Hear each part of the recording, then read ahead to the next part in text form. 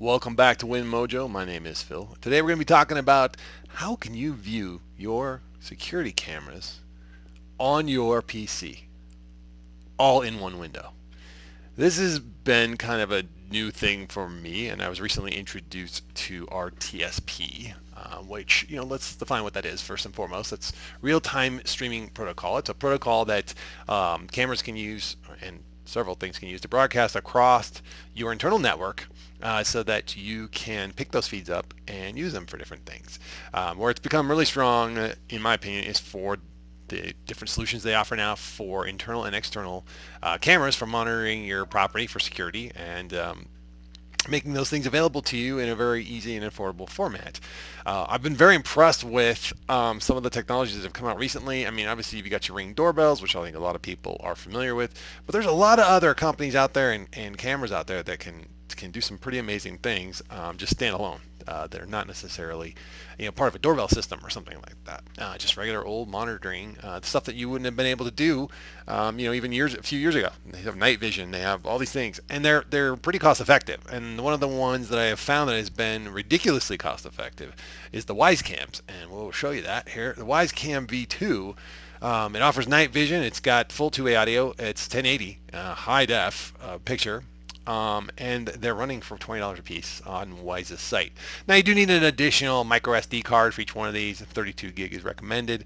You're probably going to run another $10 for each one of those, maybe less, depending on where you find them. I know Wyze does a package where you get the cameras and the SD cards together. I did that for my last camera. I ended up buying a third one. I liked them so much. These cameras are really designed for internal use. I will warn you there. It does require a USB plug-in to a wall adapter. So if you're going to use them externally, you're going to have to jump through a couple extra hoops. You're going to need a protected external outlet that's water resistant, or weather resistant, I should say. You're going to have to run a USB wire up the wall to get to the camera, or in the wall to get to the camera, depending on how creative you are. And these cameras, again, are not really weather resistant. So they do make some aftermarket housings for them. They're going to help with that. Not Wyze itself, but there are third parties that do that. I did mount one outside with and one without to see how long they will last. I figured at $20 it was worth the experiment. Don't like to waste money any more than anybody else, but I have seen a couple solutions of people who do live in my state, which is Colorado, for those of you that are in the area. And I only mention that because of the extreme differences in weather that we do get from, days in the 90s to days at, single digits. It can happen. So I want to see how they perform in those environments in both formats, in the enclosure and in the just standalone format, just tucked up underneath. So we'll report back to you on that, but that's not why you're here. Why you're here is like, hey, get to the part where I can use the RTSP all on one screen because I'm tired of launching a bunch of windows. Let's talk a little bit about that really quickly before we move too far forward. So I will reference you over to this site. This is a YouTube channel called Gross Technology. He does a great job of explaining how to get the RTSP set up. It is not a simple flick of a switch per se in the Wyze cameras with the current firmware. You do have to get a beta firmware that they have that has the RTSP available. There are some downsides, and he actually does a video as well as to why you may not want to use RTSP on the Wyze Cam.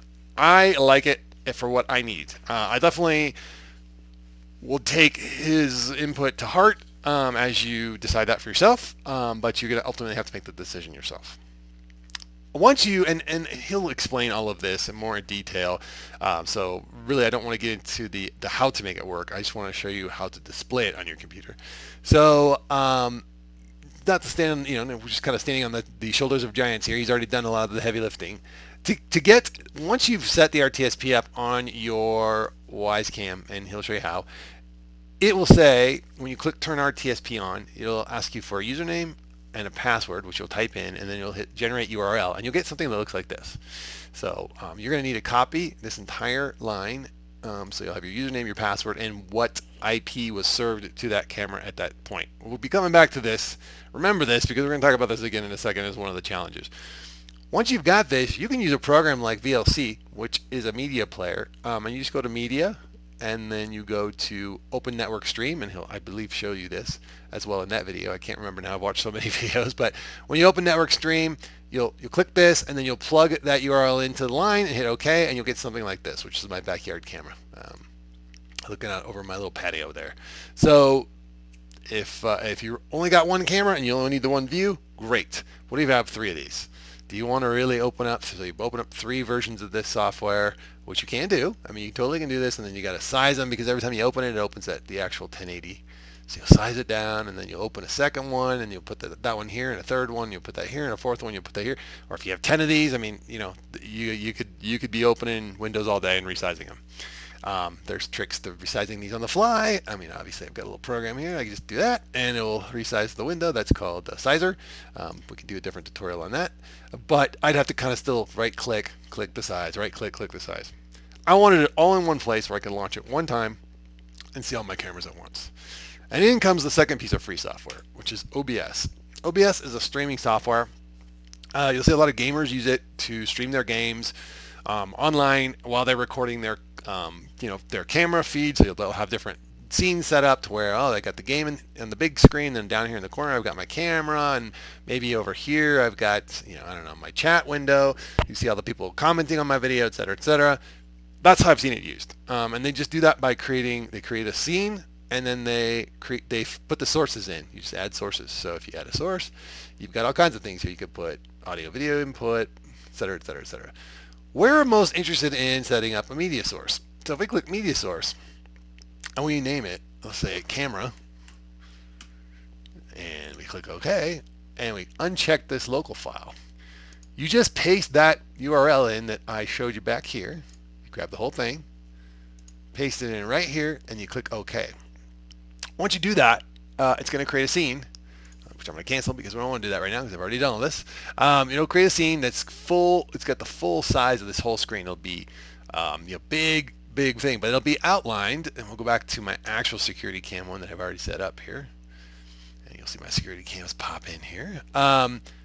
Each one of these can be resized into, so if you have 10 of them, you obviously make them smaller, but once you've got the scene set up exactly the way you want it, it remembers this. So every time I launch OBS now, it takes me straight to this view.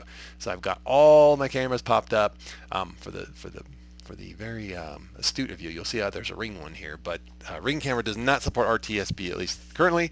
I have a hack kind of in there that works to show my Ring camera, but I'm not going to share that here because that's a whole nother animal, and it's only a refresh of my Ring camera once every 60 seconds just to kind of get a still picture. To be honest with you, by the time Ring alerts me something's moving, I'm seeing it up here in the side view, the side of my house. I'll see it out here in truck driving by or something like that.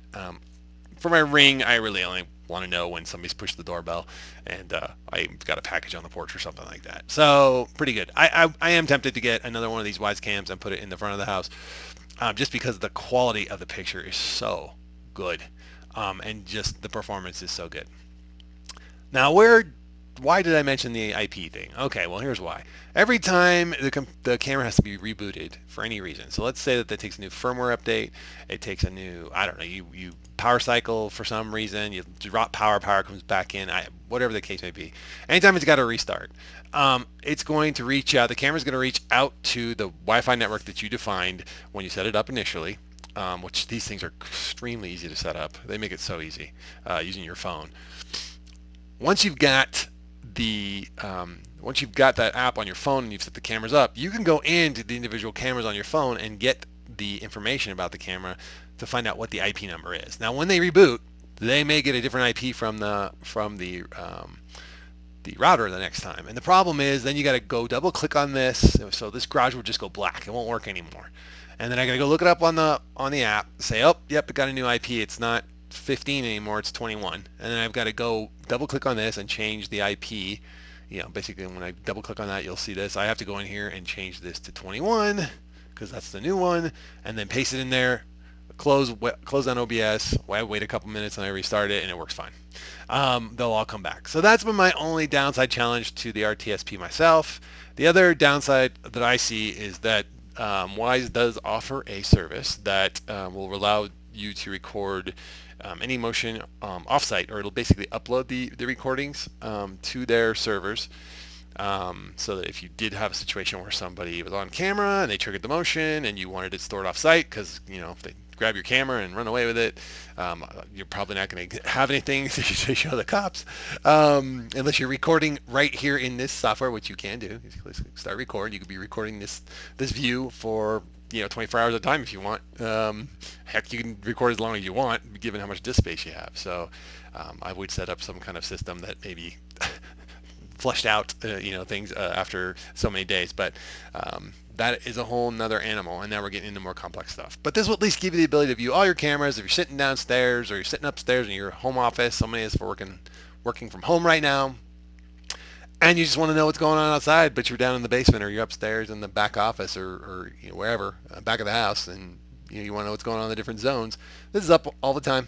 I can see this all the time, and just kind of get an idea of, like, for instance, that little thing that just flew by here. I would not have seen that otherwise. And the motion will trigger alerts on your phone. And then so as soon as I see an alert on my phone, I can just glance up at my computer screen and say, oh, yeah, well, it must have been a car that drove by. There's nobody there. It didn't, the motion didn't trigger for a reason I'm concerned about. And kind of go from there. So, all right, I hope this was helpful for you guys. If you have any questions, feel free to leave comments below. Again, I will put the links to Gross Technologies in the description. And best of luck.